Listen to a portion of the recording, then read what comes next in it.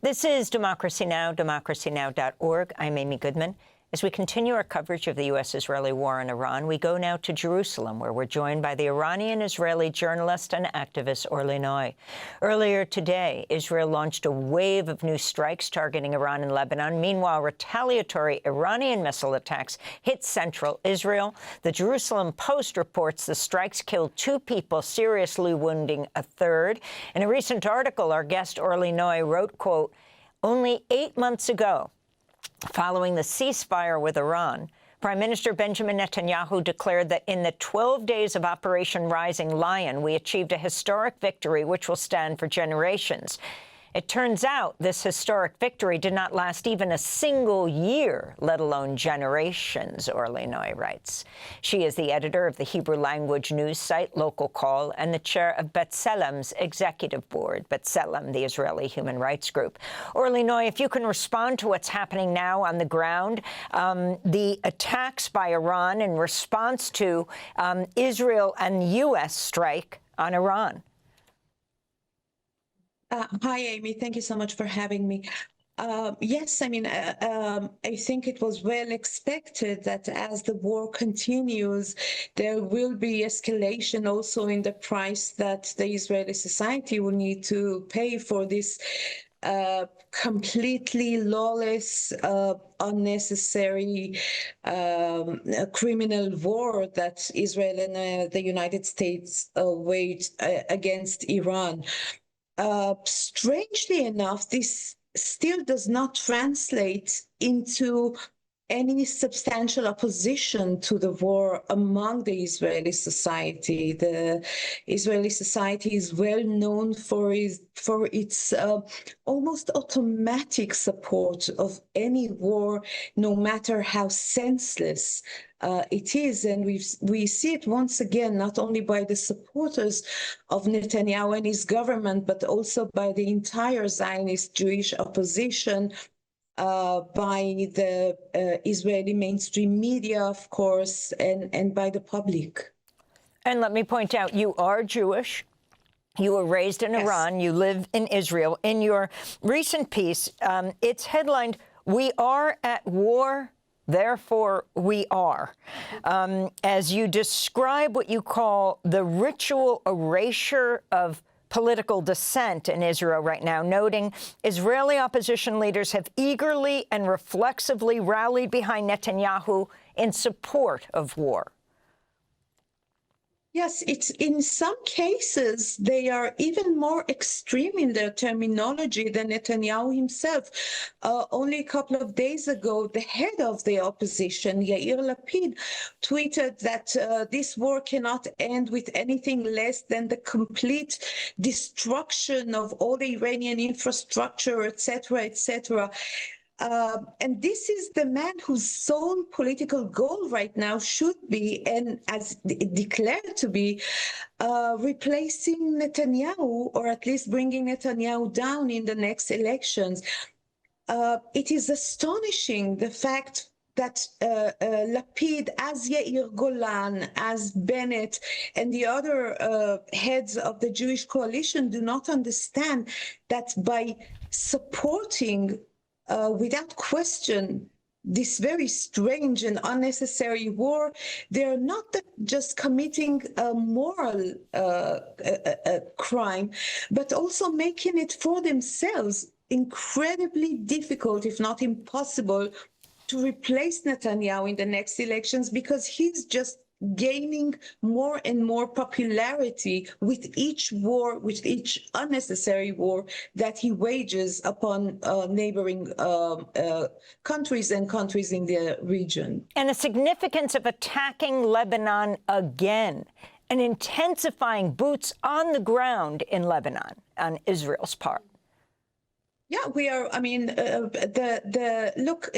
We've seen it happening in the 2.5 years of the ongoing genocide in Gaza, and we see it yet again now.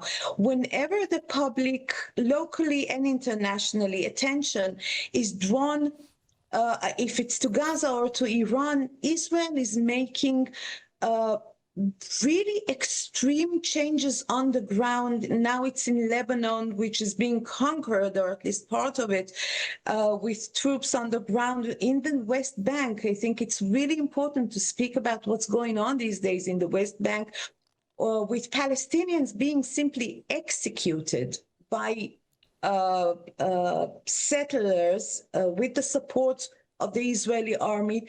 And it just goes by without any serious repercussions, without any serious, nothing. It just, now it's not just ethnic cleansing. They're executing Palestinians in the West Bank. And you don't hear the world speaking about it. You don't, because again, Israel is using the fact that the public attention is someplace else right now. I wanted to bring Agnès Callamard back into this conversation around what's happening in the occupied territories in the West Bank and in Gaza. Monday marks, that's today, 5 months since the so-called ceasefire. Yeah. But as you say, Israel has maintained its genocide against Palestinians in Gaza by continuing to deliberately inflict conditions of life calculated to bring about their physical destruction.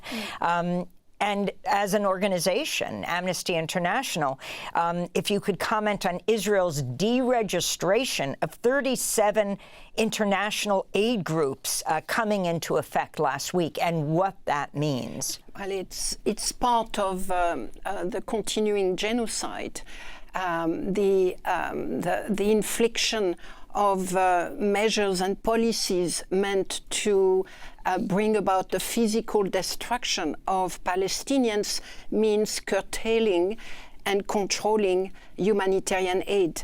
Right now, as a result of the attacks against Iran, the Rafah crossing has been closed, so it's coming on top of the deregistration of the 37 humanitarian organizations, which means that the humanitarian condition that was already pretty bad after 5 months of so-called ceasefire is worsening.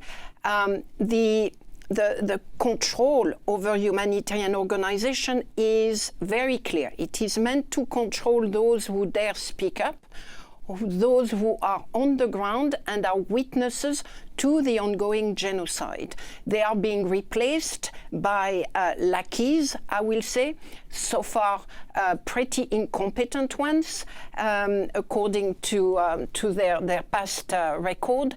And it is all part of the blockade that is being imposed in terms of people's movement, in terms of food, in terms of medicine, and in terms of information. On the issue of blockade, I want to end with Orly Noy talking about a blockade of information. We hear inside Israel with the bomb shelters that Palestinians who are speaking Arabic are told not to come in by other Israelis, and of course the lack of protection on the West Bank, bomb shelters at all. If you could comment on that, on the blockade of information, military censorship in Israel, relatively little coming out about the damage from the Iranian attacks. Orly. Yes, well, I mean, this is when you have a regime that is fundamentally based on the foundations of racism and supremacy, you shouldn't be surprised to find that these notions of racism and supremacy are being expressed also in, or maybe even in particularly in times of war. It is true that there is it's not that Palestinians in many cases are not being allowed into public shelters against the law, needless to say, by the public. The more fundamental problem is that the Palestinian neighborhoods and towns and cities in many cases are lacking the fundamental, needs for protection, no shelters. Here in Jerusalem, the Palestinian neighborhoods, even though being annexed and supposedly are part of the state of Israel, as far as Israel is concerned, The Jewish neighborhoods are well protected by shelters. You cannot find almost single shelter in the Palestinian neighborhood. And it goes to the extent that they are now waiting for the schools to open, because the schools are the only places in East Jerusalem that actually do have shelters. So right now, it would be safer for a Palestinian family to send their children to school in the middle of a wartime than having them stay at home where they do not have any shelters. This is the meaning of a supremacist, racist regime. Orly Noy, I want to thank you for being with us, Iranian Israeli political activist, editor of the Hebrew language news site Local Call, also chair of the board of B'Tselem, the Israeli human rights group. We'll link to your latest piece for 972, headlined, "We are at war, therefore we are." And Agnès Callamard, Secretary General of Amnesty International. I'd like to continue the conversation after the broadcast with you. We'll post online at democracynow.org on this weekend of International Women's Day and talk particularly about one woman who just recently died returning to Iraq, Yanar Mohammed. Thanks for watching Democracy Now! On YouTube. Subscribe to the channel and turn on notifications to make sure you never miss a video.